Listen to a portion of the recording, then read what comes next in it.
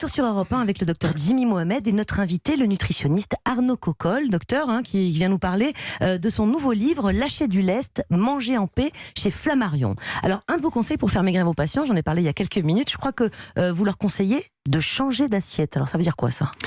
J'ai un patient que j'avais vu à l'hôpital qui n'avait pas de troubles patents du comportement alimentaire, sauf qu'il était hyperphage. Il mangeait beaucoup et il était tachyphage. Il mangeait rapidement. Donc ça suffisait. Je connaissais pas voilà, le tachyphage. la tachyphagie. La tachycardie, c'est le rythme cardiaque qui est trop rapide. Je crois que je suis un peu tachyphage, moi. Vous mangez trop rapidement. Voilà, on engloutit. Et donc je lui dis, écoutez, tout simplement, vous allez sortir d'ici, vous allez acheter des assiettes plus petites, parce que à mon avis, vous mangez et vous allez mâcher. Donc vous allez faire les deux. Et rien qu'en faisant ça, il est revenu 1 an après, ce qui est rare, parce que parfois il y a beaucoup de patients qui disparaissent dans la nature. Il est revenu simplement pour me remercier, ce qui est très sympa. Il avait perdu une 20aine de kilos. En changeant d'assiette. Il m'a dit, c'est la première fois qu'un nutritionniste me prend pas la tête avec un régime. J'ai toujours mangé ce que je voulais, parce que je l'ai pas gonflé avec ça. Mais c'est comment ça marche ça ? Parce que on comprend qu'on en met moins dans l'assiette, mais du coup ça trompe un peu le cerveau, quoi. Oui, c'est ça. Oui, parce qu'il faut que vos portions soient adaptées. Vous, Mélanie, on ne voit pas, mais vous êtes plus petite que moi. Donc moi, j'ai le droit de manger plus que vous. Surtout vous êtes très très grand. Vous faites presque 2 mètres pour nos auditeurs qui ne sauraient pas. Les portions doivent être adaptées. Si votre enfant de 9 ans mange autant qu'un adulte, c'est évident qu'il va avoir un problème de poids aussi. Sûr. Donc si une femme qui fait 1m55 mange autant que son mari qui fait 1m80 qui est maçon, il y a un problème quelque part. Jimmy ? Et vous dites qu'il faut bien mâcher, mais ça marche vraiment. Et pourquoi ça marche d'ailleurs ? Alors, c'est un Américain qui s'appelait Horace Fletcher, qui au début du 19e siècle, avait inventé cette technique parce qu'il s'était vu refuser une police d'assurance. Et c'était un homme d'affaires, il était trop gros. Donc il s'est dit, je vais mastiquer parce que je mange trop rapidement. Donc il a créé cette méthode qui est le fletcherisme.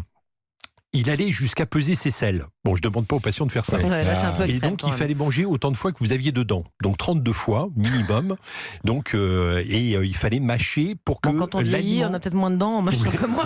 Oui, et ça, c'est l'un des problèmes d'ailleurs. Mais il fallait mâcher jusqu'à l'alimentation soit pratiquement liquide. Vous voyez, ce mélange qu'on appelle un bol alimentaire, qui est un mélange qui ne colle pas aux dents et qui est prêt à être ingurgité. Et il y a des études. Vous avez une chercheuse, Marie-Agnès Perron, par exemple, à Clermont-Ferrand, qui a beaucoup travaillé sur la question et qui montre que le fait de mastiquer permet de broyer les particules et qui vont renseigner en temps réel votre tube digestif de l'arrivée des nutriments. C'est-à-dire qu'il y a un ajustement parfait entre ce que vous portez en bouche et les besoins. Et dans ce cas-là, une fois que les besoins sont remplis, vous arrêtez de manger naturellement. Le bœuf bourguignon, il arrive, mais il est bien fâché. Du coup, il passe tout seul, il ne fait pas grossir. Voilà, mais vous n'allez pas forcément finir votre assiette. Donc il y a cette notion aussi, parce qu'on parle de gaspillage alimentaire, on gaspille beaucoup, mais petit à petit, on réajuste la taille des assiettes. Un autre conseil dans votre livre, vous conseillez de retirer les emballages, par exemple des tablettes de chocolat. Donc ça veut dire qu'on peut avoir des tablettes de chocolat, je note quand même, et autres produits. Qu'est-ce que ça peut faire de retirer les emballages ? Alors, une fois, je suis allé pour une émission de télé chez des personnes. Et je vois dans le salon, il y avait une énorme coupelle avec toutes les bouchées chocolatées qu'on peut connaître de marques américaines, etc., qui débordaient une corde d'abondance. Moi-même, j'étais tenté. Vous voyez ? Et donc j'ai dit à la personne, mais il faut ranger ça. Parce que évidemment, les enfants, en permanence, passaient dans le salon et en prenaient une par-ci, par-là. Donc il y avait un problème là-dessus.